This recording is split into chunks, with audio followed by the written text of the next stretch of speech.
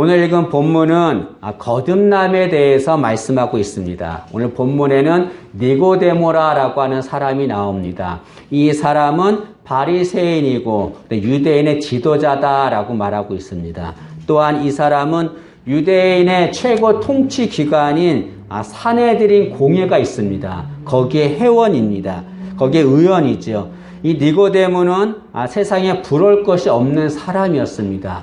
이런 니고데모가 주님을 찾아옵니다. 그리고 주님을 향해서 당신은 하나님께로부터 오신 선생입니다 라고 말합니다.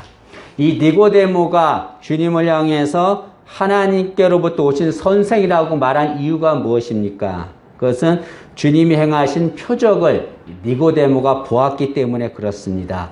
2절 말씀을 보시죠. 2절에 보시면 그가 밤에 예수께 와서 이르되 랍비여 우리가 당신은 하나님께로부터 오신 선생인 줄 아나이다.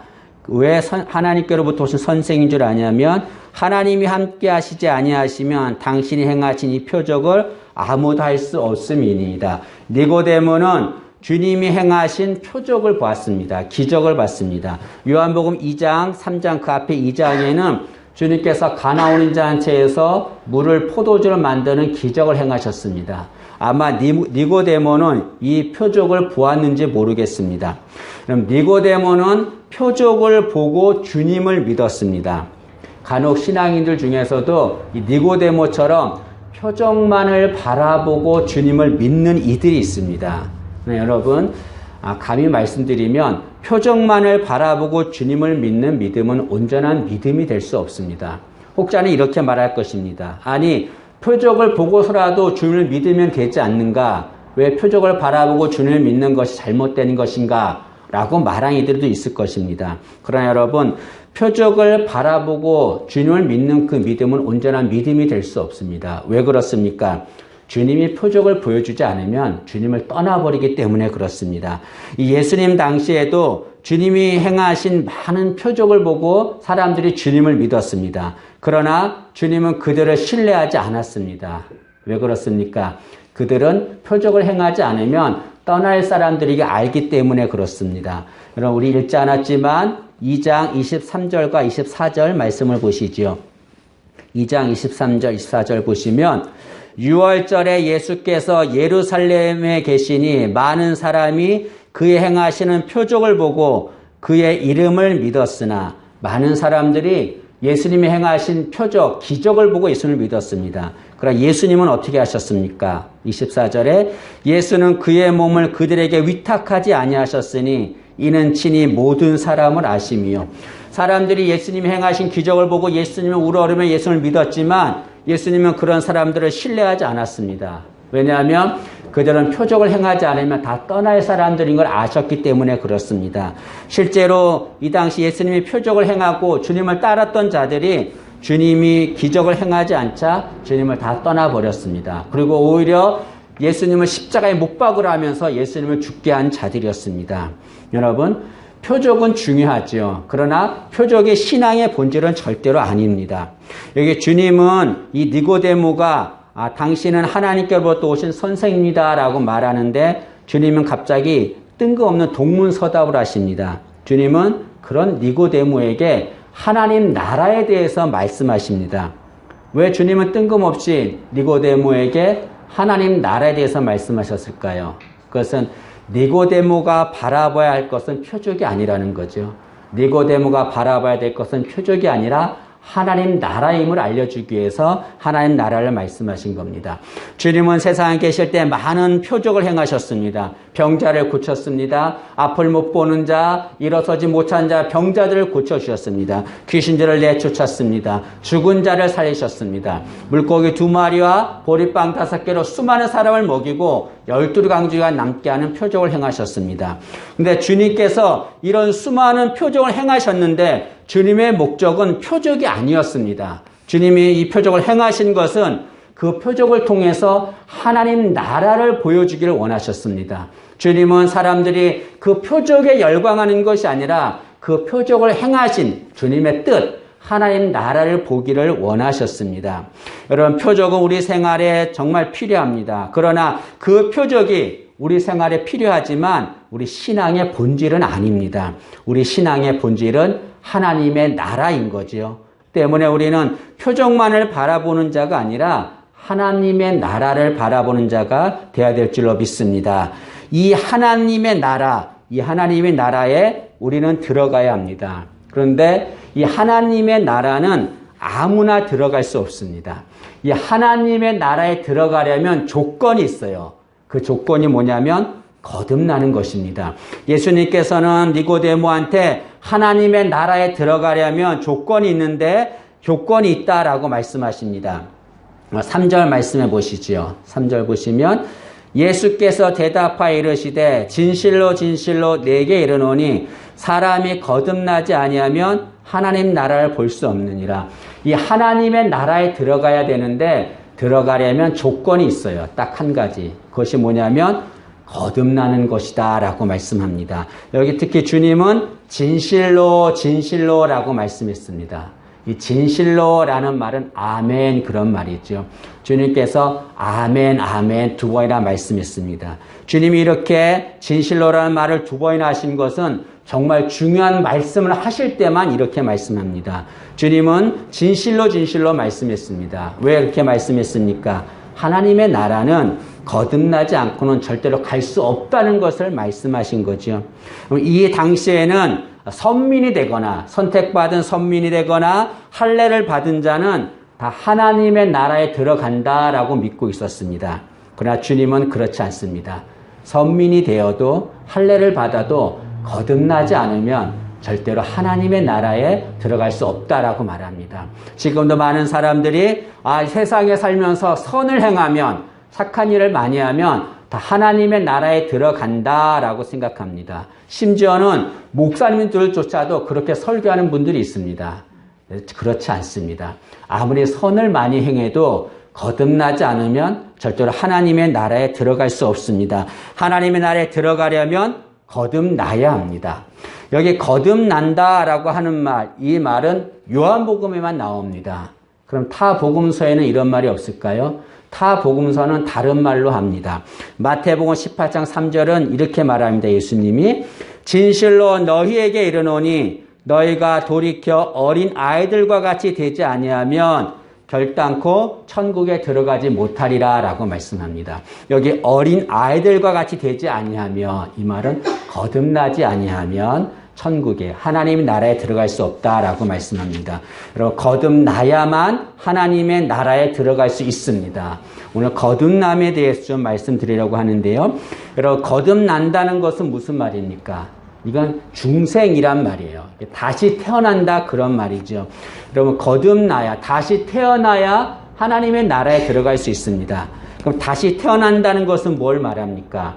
두 가지를 말합니다. 첫째는 다시 태어난다는 것은 위로부터 태어나는 것을 말합니다. 다시 말하면 하나님으로부터 태어나는 것을 말해요. 우리는 이 세상에 살면서 이 땅에 태어납니다. 이 땅에 육신의 부모들을 통해서 태어납니다. 그러나 이 땅에서 태어난 자는 하나님 나라에 갈 수 없습니다. 이 땅에서 태어났다는 것은 범죄한 자로 태어났다는 것을 말하기 때문에 그렇습니다. 범죄한 자는 절대로 하나님 나라에 갈 수 없습니다. 때문에 하나님 나라에 들어가려면 하나님으로부터, 위로부터 다시 태어나야 합니다. 그래야만 하나님 나라에 들어갈 수 있는 거죠. 또한 여기 거듭난다라고 하는 말은 영적으로 다시 태어나는 것을 말합니다. 우리는 육적으로 태어나요. 생물학적으로 태어납니다. 그러나 육적으로 태어난 자는 하나님의 나라에 들어갈 수 없습니다. 영적으로 태어나야 됩니다. 여기 주님께서는 이 거듭난 자를 다르게 표현했는데 이 거듭난 자를 성령으로 난 자다라고 얘기합니다. 여러분 8절 말씀을 한번 보시죠. 8절에 보시면 바람이 임의로 불매 내가 그 소리는 들어도 어디서 와서 어디로 가는지 알지 못하나니 성령으로 난 사람도 다 그러하니라. 여기 성령으로 난 사람, 거듭난 사람을 말하는 거죠. 여러분, 여기 성령으로 난 사람을 거듭난 사람이라고 표현한 것은 무슨 뜻입니까? 이것은 영적으로 태어나는 것을 말하는 거죠. 하나님의 나라에 들어가려면 영적으로 태어나야 됩니다. 육적으로 태어나서는 절대로 들어갈 수 없는 거죠. 여러분, 우리 모두가 다 거듭나서 하나님의 나라 들어가기를 진심으로 소망합니다. 그러면 이 거듭나야 하나님 나라에 들어갈 수 있는데 어떻게 하면 거듭날 수 있습니까? 주님께서는 거듭나는 방법을, 비결을 알려주셨습니다. 그것은 물과 성령을 통해서 거듭날 수 있다라고 말씀하셨습니다. 5절 말씀을 보시죠. 5절에 보시면 예수께서 대답하시되 진실로 진실로 내게 이르노니 사람이 물과 성령으로 나지 아니하면, 거듭나지 아니하면 하나님의 나라에 들어갈 수 없느니라. 예수님께서는 하나님 나라에 들어가려면 거듭나야만 들어갈 수 있다라고 말씀하시고, 어떻게 하면 거듭날 수 있는가? 물과 성령을 통해서 거듭날 수 있다라고 말씀합니다. 여기서도 주님께서는 진실로 진실로라고 말씀했습니다. 아멘, 아멘. 이렇게 말씀하신 것은 물과 성령 외에는 다른 것으로는 거듭날 수 없다는 것을 말씀한 것입니다. 여러분, 그러면 물과 성령으로 거듭난다는 것은 무엇을 말합니까? 어떤 이들은 이 물과 성령으로 거듭난다는 말을 물 따로, 성령 따로로 생각합니다. 그래서 그들은 물로 거듭나야 되고 또 성령으로 거듭나야 된다라고 말합니다. 그래서 그 물이 무엇이냐 막 연구를 하는데 어떤 사람은 물이 세례다라고 얘기하는 사람이 있습니다. 여러분, 그러나 세례를 받았다고 해서 하나님 나라 들어가는 것은 아닙니다. 세례는 하나님 나라의 백성이 되었다는 표징일 뿐입니다. 결코 세례를 받았다고 해서 하나님 나라 들어가지 않습니다. 세례가 하나님 나라에 들어가는 조건은 되지 않습니다. 여기 예수님께서 물과 성령으로 거듭나야 된다라고 하는 말은 성령으로 거듭나야 된다는 것을 말하는 겁니다. 여러분, 성경은 물과 성령을 같은 의미로 사용합니다. 하나님께서 에스겔 선지자에게 한 가지 명령을 하십니다. 그게 뭐냐면 에스겔 선지자에게 맑은 물을 백성에게 뿌려 정결하게 하라라고 명령하십니다. 에스겔 36장 25절에 보면 맑은 물을 너에게 뿌려서 너희로 정결하게 하되라고 말합니다. 그리고 이어서 에스겔 선지자에게 성령을 백성의 마음에 주시겠다라고 얘기합니다. 에스겔 36장 27절에 또 내 영을, 성령을 너희 속에 두어라고 말합니다.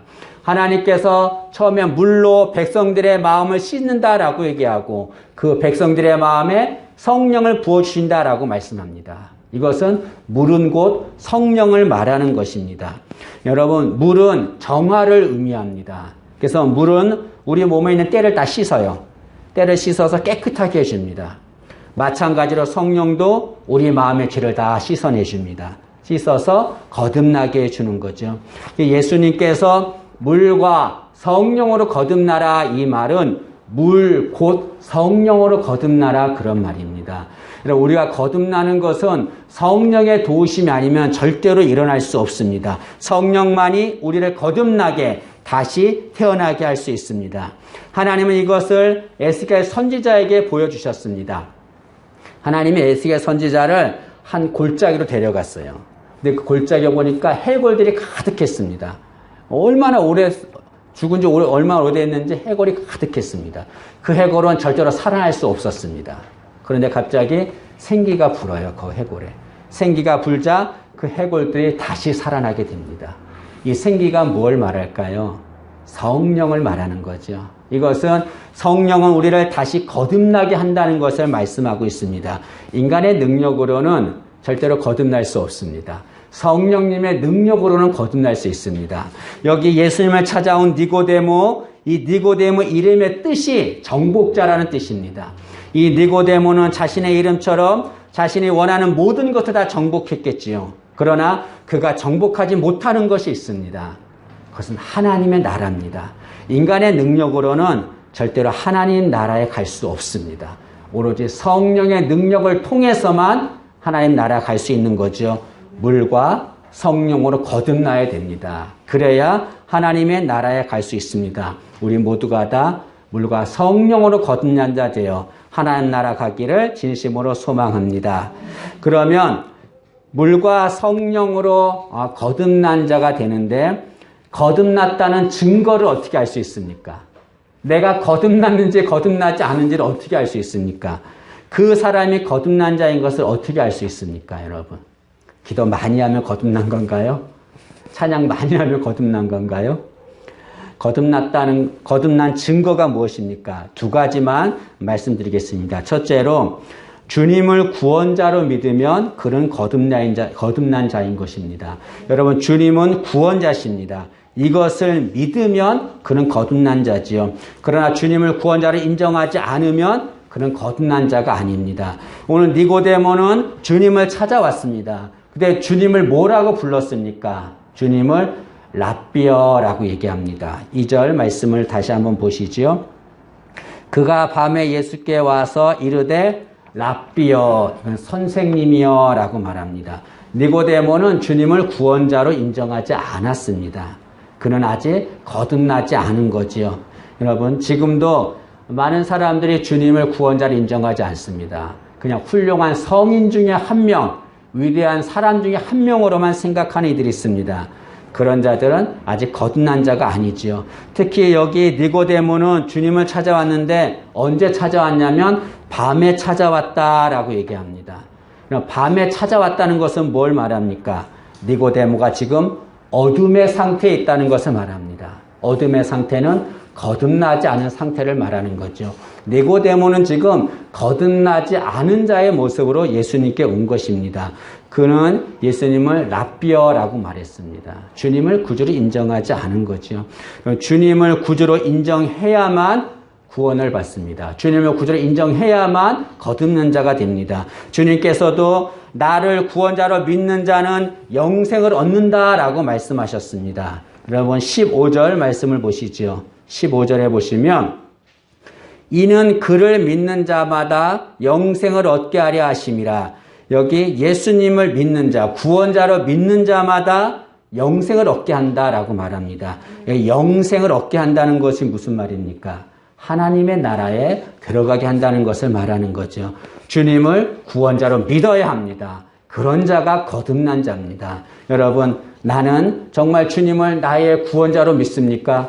베드로가 예수님을 향해서 주는 그리스도시요 살아계신 하나님의 아들입니다라고 많은 사람들이 듣도록 당당하게 얘기했던 것처럼 우리가 그렇게 고백할 수 있습니까? 모든 사람들에게 주님은 구원자십니다. 주님은 나의 구원자십니다. 나를 구원하신 분입니다라고 말할 수 있습니까? 그렇게 당당하게 고백하는 자, 그런 자가 거듭난 자다라고 말하고 있습니다. 여러분, 우리 모두가 다 주님을 우리의 구원자로 믿기를 원합니다. 그래서 거듭난 자 되기를 진심으로 소망합니다.